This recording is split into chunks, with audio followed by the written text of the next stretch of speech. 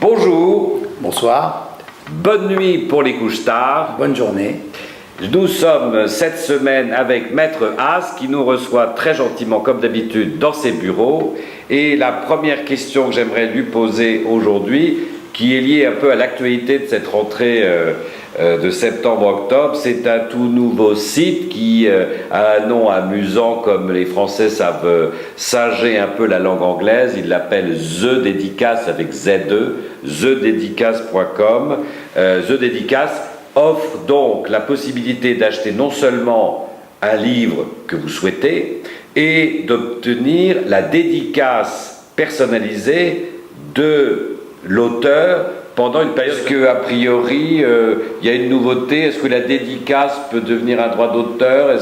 Qu'est-ce qui se passe? Non, mais en tout cas, c'est ce qui montre que sur le web, tout est possible et que y a des collectionneurs de toutes sortes. Et que là, aujourd'hui, on industrialise quelque chose que l'on pouvait voir soit dans certaines librairies ou les grandes journées du Salon du Livre.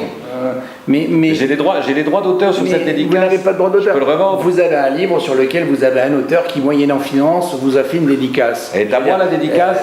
Il a signé sur l'ouvrage que vous avez. Il vous a dit à Bertrand. Je peux la revendre. Mais vous revendez l'ouvrage. Non, imaginez que je scanne la dédicace, que je les collectionne et que je publie un livre de dédicaces.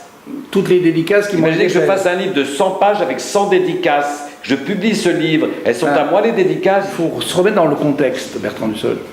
Lorsque vous avez un auteur qui vous fait une dédicace, il vous la fait à vous sur un ouvrage et c'est un petit mot gentil qui vous adresse à vous. On est, à mon avis, là dans de la correspondance personnelle.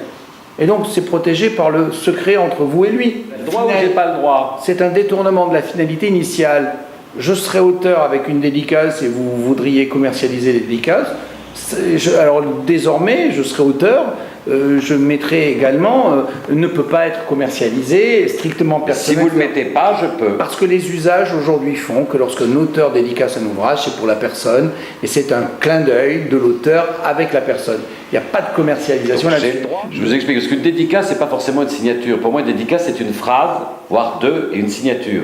Imaginez que dans la phrase, je fais dire à l'auteur, qui peut devenir une sommité. Imaginez que vous avez publié des livres, Gérard Ras, je vous demande de me dédicacer l'un de vos livres, et vous avez une petite phrase comme ça qui devient une espèce de... Oui, donc c'est à Bertrand, et c'était un mot. Donc après, si et moi, je coupe, et je garde la phrase qui parle des feuilles de l'automne, signée Gérard Ras, et je dis, tiens, on a une espèce et je la transforme comme une citation. Et ça devient une citation. Il y a un contenu. Non, mais vous détournez le contexte. Je la détourne. Mais non, je la détourne. Non, mais est-ce que je ne peux pas la détourner? Non, parce que moralement, vous portez atteinte à l'intégrité de ce que j'ai fait. Je vous ai fait une dédicace. Le monde est fait quand même de bon sens et de morale. Alors que la dédicace, c'était le symbole d'une rencontre à un moment donné où la plume rencontrait les yeux. Moi je suis désolé, voilà. Bon. La plume rencontrait les yeux, ça je vais le garder. Bonsoir, à la semaine prochaine. Bonsoir.